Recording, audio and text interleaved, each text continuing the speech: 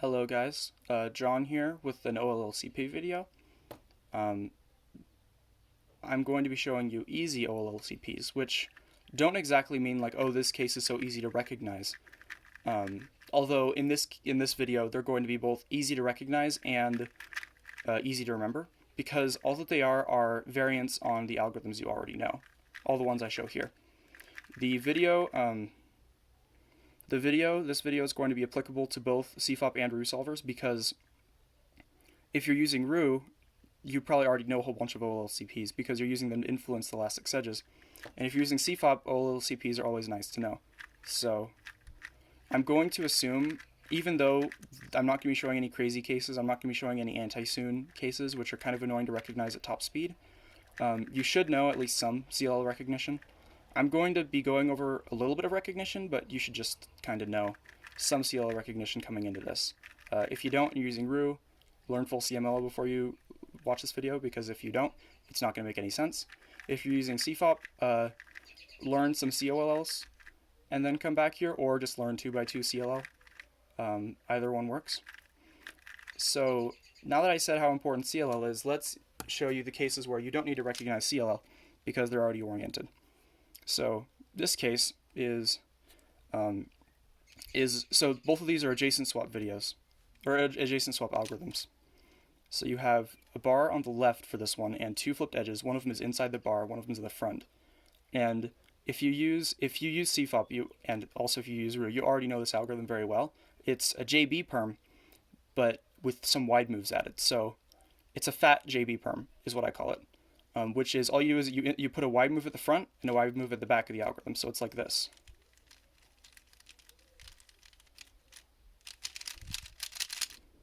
And I wish I could execute that faster, but I'm on a 10-year-old Rubik's Cube right now. So anyways, that is not that one, but this is the ollcp I wanted to show you. The second one is not as good, and I don't think you should use it in solves unless you're very fast at old Felix algorithms. But it's the arguel J-perm, but fat. So it looks like this.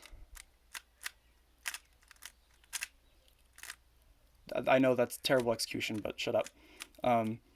And the reason that you use a double wide move at the end is because if you look at the regular J perm, what you do is you're doing this. And when you move this down, the centers are down here, and so you just double wide move. It's difficult to explain, but instead of doing this, or instead of doing this at the end of the algorithm, all you need to do is this instead of those 2 moves. And that was a bad example because I executed it wrong. But anyways, those are the 2 good oriented cases I know. But I know some diagonal ones, but you need to learn brand new algorithms for them. I'm going to show you some ones you probably already know now, because you use them as OLLs if you're using CFOP. And they're the sexy sledge cases.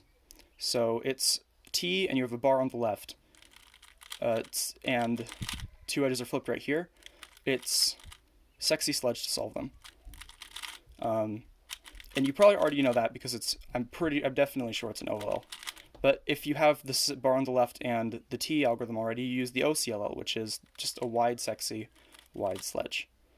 Those ones are pretty easy, and you probably already know them because you use them for these OLLs anyways, but that's how you recognize them, is bar on the left of T. But what you probably don't know as well are the left-handed ones, which are, if you're using CFOP at least, which are bar on the right. So the same algorithms apply, you just have to do them left-handed. Like this to solve the regular case, and this to solve the CLL case. Those ones are relatively easy if you know CLL. Here are the very fun ones though.